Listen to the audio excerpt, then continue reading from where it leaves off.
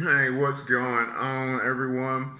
So I was just sitting here making this holster. Some people have asked me if I make holsters for knives and to go ahead and make them one. So I'm actually giving it a shot. This is my own knife that I'm actually trying out. It's a pretty cool knife. It's actually made by K-Bar.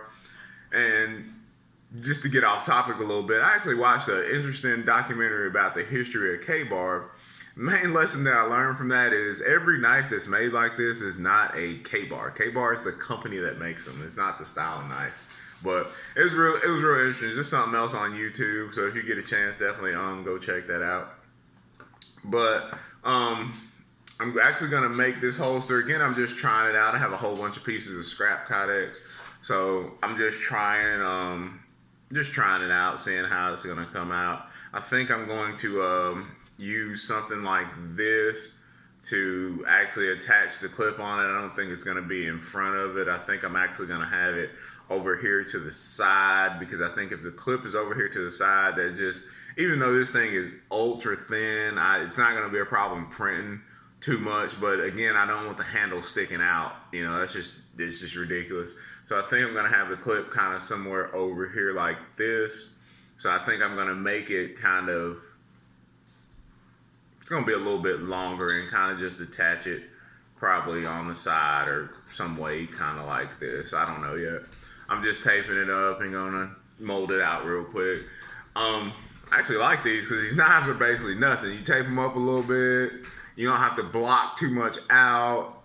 You just heat up the Kydex and you press it. So I'm very interested to see how this one's going to come out. I do want to show off real quick the holster. I made a video about it yesterday. This holster, it actually came out great. I've got everything cut out. I've got the holes basically put in it. So it came out great. I'm actually missing one right there because there's actually an attachment that I want to put on there, and I have to order another piece for it. And before I cut out the hole, I want to have the piece so I can get the spacing right. Because if you notice right here, there's these are evenly spaced, these two holes right here, but this one's actually spaced a little bit different. And the only reason I did that is because of the certain clips that I have. This clip right here, it can actually fit on there on those two holes, but then I have something like these Raven concealment clips that can actually fit in these top two holes right here. So that's why there's a little bit extra spacing. Also, I want to make this holster as versatile as possible. I know from the front you're looking at it and it looks like any other inside the waistband holster, but usually I put the concealment wing in here. It's already built in. I was looking around to see if I have a holster that I can kind of show you what I'm talking about. Hold up, and I'll actually get one for you. One kind of like this right here, where I actually have the concealment wing actually built in. I love that because the less attachments, less screws and stuff I have to put in here, for me, that just, it seems like a good idea. I've never had screws fall out or anything like that, but I mean, it's kind of really what made me just start doing it is like, why not? Like, why not do this? You can mold the Kydex any kind of way. Like, why not put the wings already in there? But this one I didn't put in there just because, you know, maybe I might want to wear this, you know, different than appendix. Usually I appendix carry all the time, but maybe I want to put this one, you know, 3, 4, 5 o'clock, something like that, and try it out. Another main reason is Rocco. Y'all have to excuse Rocco. He's barking at nothing outside again, but another reason I didn't put one in there is because one, you can attach them to it. This is one that, you know, I could actually attach right there. Then you got this little kind like this right here. I could actually attach up here. So that's another reason why I didn't put it, but also because I actually been trying this out, and this probably, I don't know if this is a clip I'll actually use, but I just put it on there because this can actually work as an outside the waistband holster too. So I actually got it blocked out in a couple places up here, and you can't see the additional holes, but there's ways to, can it differently. I put these holes right in here for the wedge to be added if you want to do appendix carry, or you could add a clip kind of like this if you want to use for outside the waistband, and you can also attach it over here. But this was just, I put this on here just to put it on and see how it worked out. And I don't usually carry outside the waistband, but this is awesome. I don't know if I probably wouldn't use this for any kind of duty. If if I'm using it for security, or definitely not a police officer, you need definitely way more than something like this. But walking around outside, doing yard work and stuff like this, I think it would definitely be good with this clip. And again, I was just trying it out.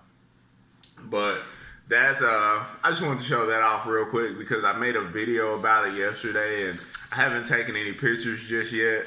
I just wanted to talk about it real quick because I'm noticing there's just, I can do way more with this than I think I could. I mean, I'm so proud that I thought I could. I'm so glad that I made this, and I'm so proud of this holster. I'm even, I've got these outside the waistband clips. I mean, they can be attached on here. This holster just came out way better than I thought, and the more and more I mess with it, the more and more I see the possibilities. I mean, I can put more holes right here because there's enough space between it and the actual slide.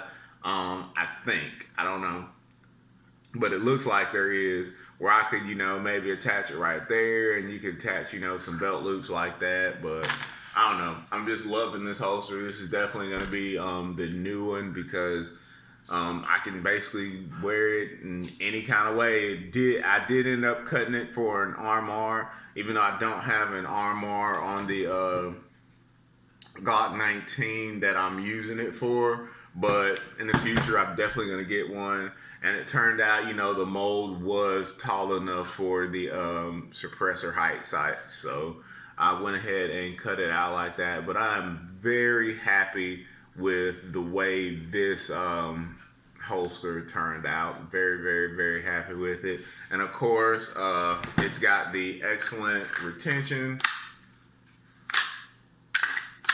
Of course, it can be loosened and tightened with the screws, but we all look for that that actual click that it pops in there.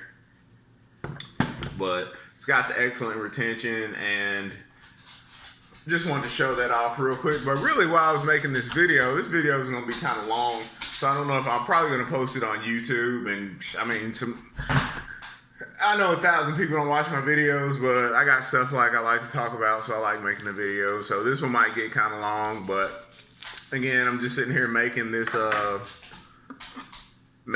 holster for this K-bar right here, and it got me to thinking about a couple things.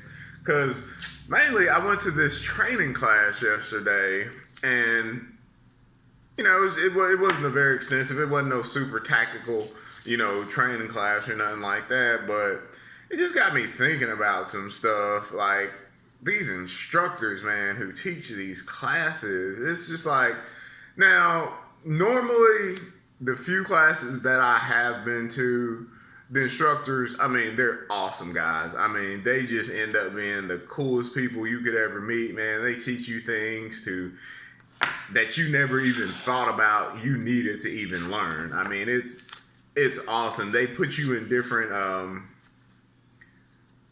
they just make you think about things that you never would have thought of. They prepare you for situations that you just never would have thought of, and they, get you ready if you ever have to be in one of those situations. But I think the first class that I ever went to, it was a concealed carry class. Great instructor. I mean, he was an awesome instructor. I think it's amazing that you take that responsibility to be able to teach basically people the basics of concealed carry. I mean, yeah, it's an 8-hour class, but you got people who never even looked at a firearm before, and you take that responsibility to actually teach them and, say, okay, yeah, you're good to go. Basically to go and get your license and start carrying a firearm. So it's a great amount of responsibility, and I can't remember his name, but man, he was just an awesome teacher. He was just an awesome instructor. Like I said, really made you think of things that you never even would have thought to even ask about. But he one thing that he mentioned is you have to look out for people who aren't good instructors, because there's not really, too many qualifications besides paying for whatever license or certification you have to become some type of instructor. And I think I may have possibly, come across one of the not so good instructors. I'm not going to say it was in this last class that I had. It was just, it just got me thinking about it in general, because I was thinking about, getting some different licensing and things like that. So just got me thinking about it in general, and just some things, for on me as a personal level, what got me thinking about. Because, instructors, like, there's a lot of them who have a lot of experience, who, they were this and that, and man, they're just, Rambo. And they know a lot about things, but maybe they don't know how to teach. And the lesson that it kind of got me thinking about is, you might have all that, or I might have all that, knowledge or experience in this or that, or I researched this and studied how to do this and this, but it's a whole nother animal to say, okay, now I'm going to start teaching somebody. Because just because you have the experience in something doesn't mean you have the experience to teach people. And I think that may be something that sometimes the instructors maybe don't think about, or maybe they just don't care about, because some of them, they're just like, oh, I'm such a badass that I just know everything. Like, I went to this one class, and if you guys know anything about me, I conceal carry most of the time. Matter of fact, one of the classes that I went to recently was for armed security guard license, because I started doing security as well, just, as a side job. So that was one of the classes that I went to. But besides that, I'm always going to be concealed carrying. I've never carried for duty, outside of the military. But, that's just, again, that's a whole different animal. I wasn't like a Navy SEAL or anything like that. I was just a regular guy in the military. So, you're carrying your M4. So, it's not like not like everyday carry of a handgun. It's totally different. So everybody knows I can still carry. But anyway, I had this instructor, and he was like, man, appendix carry is just, I can't do it, and you should definitely carry this way. And it kind of got on my nerves, because I'm like, dude, he was basically telling me the bad things of appendix carry. And he, used me an example. Basically, he came at me and, he was like, talking about defending yourself with a firearm. And his point was that, if you were at the 3 o'clock position, then, if somebody's coming at you, it's easier for them to get them. And I really wanted to say during the class, like, dude, that makes sense, but you're talking about duty carrying outside the waistband at 3 o'clock and me concealed carrying appendix. I'm like, one, if I was concealed carrying appendix, you wouldn't be going for my gun, because you wouldn't even know I had one. And 3, again, like I said, that's just like apples and oranges. You're talking about the way I conceal carry versus the way you duty carry.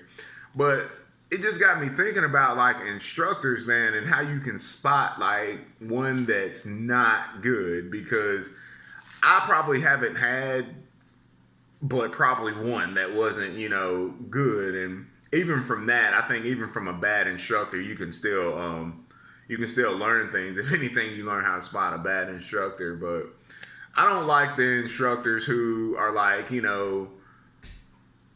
this is the way you do it, and that's it. That, my way is best. I don't care what anybody says, and all that's stupid, and blah, blah, blah, and don't listen to such and such. It's like, man, I want to walk out of this class that I just paid hundreds of dollars to come in. Because, you can't, I don't think you can say, you know the answer to every situation that people can, that people are going to be in. So you can't say, your way is just the perfect way to do it. And I'll be honest with you, the person I'm thinking about, like, this wasn't no Army Ranger or Navy SEAL or anything like that. It's just, a guy who's got a little bit of experience doing, something. So I'm like, I don't know. It just gets on my nerves when I come across these people who are like, trying to be badasses basically for no reason. It's like, we're here, you're the instructor of the class. So like, why are you trying to come across as like this super badass for us? I mean, we're not, I don't know. I don't even know what I'm trying to say, but I think you guys still get the gist of me, but that's just what I was thinking about. I'm going to actually go ahead and put this in the press because, again, that's basically all I needed to do to it. So I'm going to go ahead and put this in the press, and I will show you guys what it looks like when it comes out. All right? All right, so I'm about to put the Kydex in the press. Let's see if I can turn the camera around. Hold on one second.